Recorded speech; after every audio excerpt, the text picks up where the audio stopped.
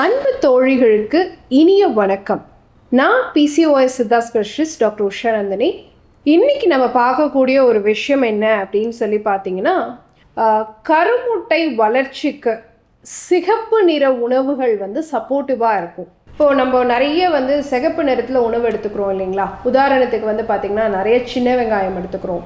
அதே மாதிரி மாதுளம் பழம் நிறையா எடுத்துக்கிறோம். பெரி வகையை சார்ந்த பழங்கள் அதிகமாக எடுத்துக்கிறோம். தக்காளி எடுத்துக்கிறோம், திராட்சை எடுத்துக்கிறோம், பீட்ரூட் எடுத்துக்கிறோம், கேரட் எடுத்துக்கிறோம். இது எல்லாமே பார்த்திங்கன்னா கிட்டத்தட்ட சிகப்பு நிற உணவுகளாக தான் இருக்குது.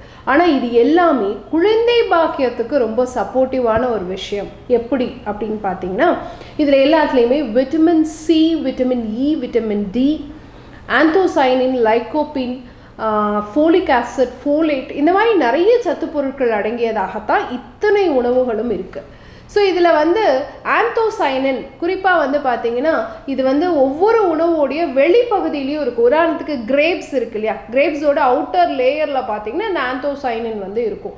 அதே மாதிரி இந்த சிகப்பரிசி, கருப்பரிசி இதிலெல்லாம் அவுட்ரு கோட்டிங் பார்த்தீங்கன்னா இந்த ரெட் கலரில் இருக்கக்கூடிய அந்த அவுட்ரு கோட்டிங் தான் ஆந்தோசைனின்கிற நிறமி. இந்த ஆந்தோசைனின் ஸ்பெர்ம் கவுண்ட்டை என்ஹான்ஸ் பண்ணி கொடுக்கக்கூடியதாக இருக்குது. கருமுட்டை வளர்ச்சிக்கு சப்போர்ட் பண்ணக்கூடியதாக இருக்குது. கல்லீரலோட ஆரோக்கியத்தை மேம்படுத்தி ஹார்மோனல் இம்பேலன்ஸையும் சரி பண்ணக்கூடியதாக இருக்குது. அதே அடுத்து பார்த்தீங்கன்னா லைகோபீன் அப்படிங்கிற நிறமி. ஸோ லைகோபீன் அப்படிங்கிறது பார்த்தீங்கன்னா தக்காளியில் அதிகமாக இருக்குது.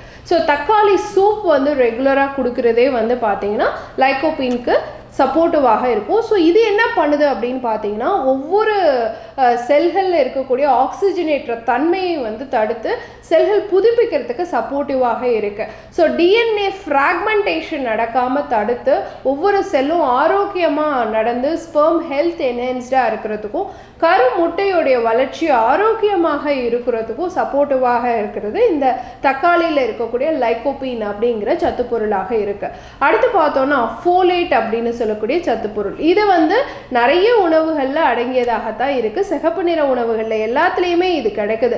எல்லோ, பிங்க்கு, ஆரஞ்சு, ரெட்டு, இந்த மாதிரி சிகப்பு நிறங்கள் சார்ந்த அதனுடைய குரூப்ஸ் எல்லாத்துலேயுமே இந்த ஃபோலேட் அதிகமாக இருக்குது. ஸோ இது என்ன பண்ணுதுன்னா, ஒரு தாய்க்கும் சேய்க்குமான ரத்த ஓட்டத்தை சீர்படுத்தக்கூடிய தன்மையுடையதாக இருக்குது. ஒரு சிசுவோட நியூரல் டியூப்னு நம்ம சொல்லுவோம். அதாவது அந்த குழந்தையுடைய ஆரம்ப காலகட்டத்தில் அந்த கருவோட வளர்ச்சி, எம்ப்ரியோ டெவலப்மெண்ட், அதுக்கு தேவையாக இருக்கக்கூடியது இந்த ஃபோலேட் அப்படிங்கிற சத்து பொருள்.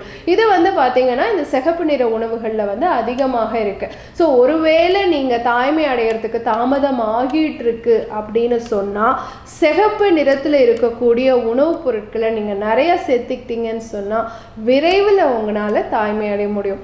பயன்படுத்தி பாருங்கள். இதே மாதிரி இன்னொரு ஆரோக்கிய குறிப்போடு நான் உங்களை சந்திக்கிறேன். இயற்கையோடு இணைவோம், ஆரோக்கியமாக இருப்போம், ஆனந்தமாக வாழ்வோம். நன்றி, வணக்கம்.